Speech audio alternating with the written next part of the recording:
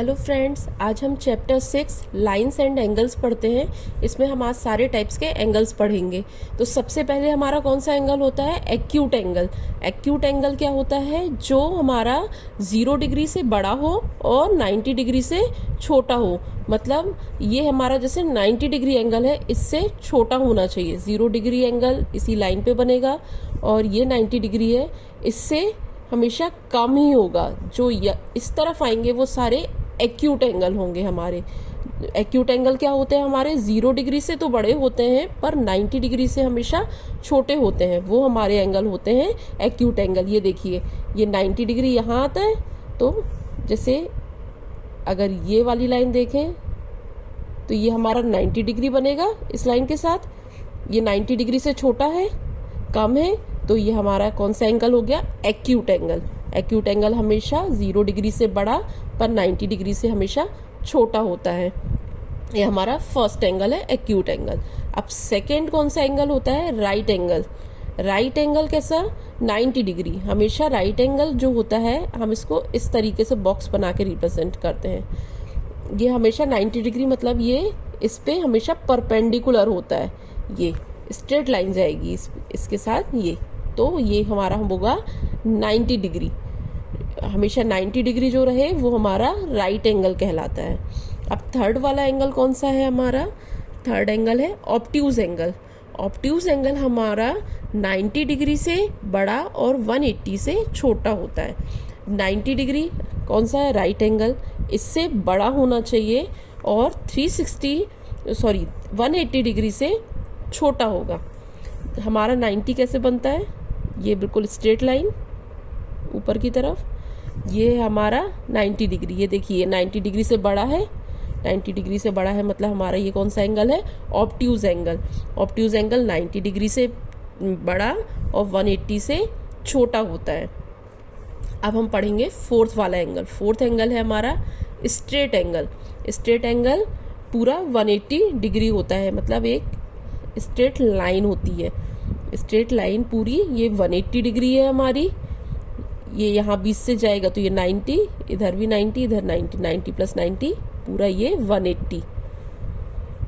ये straight line पे जो एंगल बनता है वो हमारा होता है 180 डिग्री का, तो ये स्ट्रेट एंगल कहलाता है। अब हमारा फिफ्थ एंगल रिफ्लेक्स एंगल।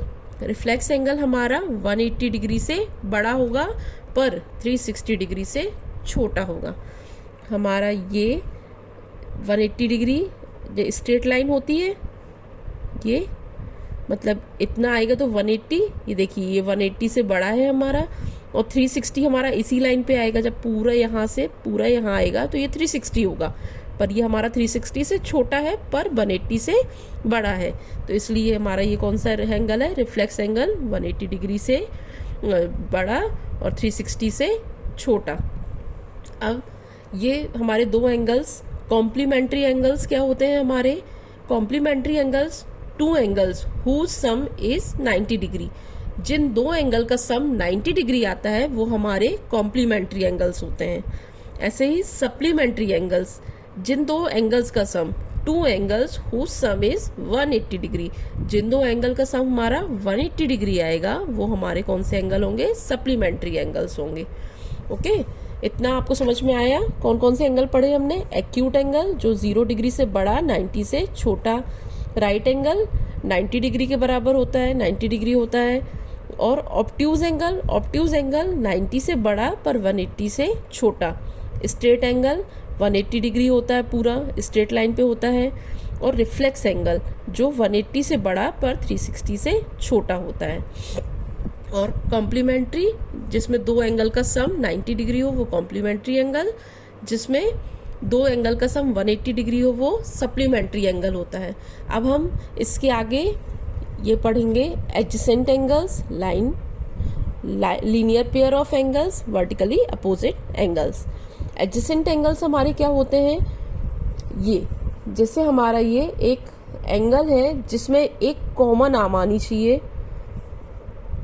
ये एंगल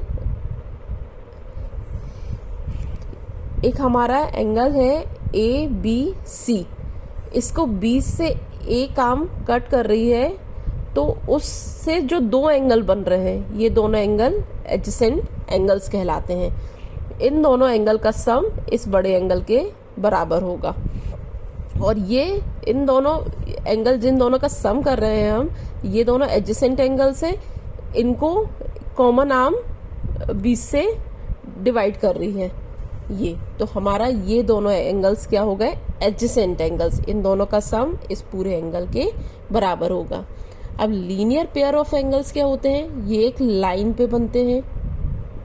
स्ट्रेट लाइन को ये जो कॉमन आर्म 20 से कट कर रही है, तो इन दोनों का सम इस पूरे के बराबर होगा। ये लीनियर एक पूरा सिंगल लाइन को 20 से एक आर्म डिवाइड कर रही है जो इन दोनों एंगल में कॉमन है।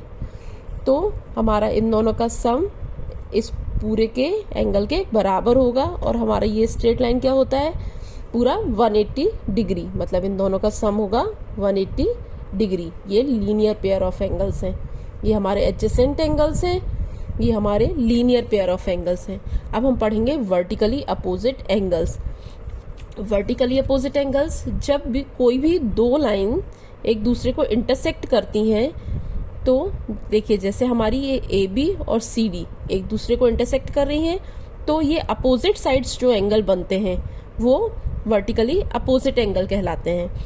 ये अपोजिट एंगल्स एक दूसरे के इक्वल होते हैं। जैसे हमारा ए ओ सी, मतलब ये वाला एंगल, ये वाला कौन सा एंगल है, बी ओ डी के इक्वल है।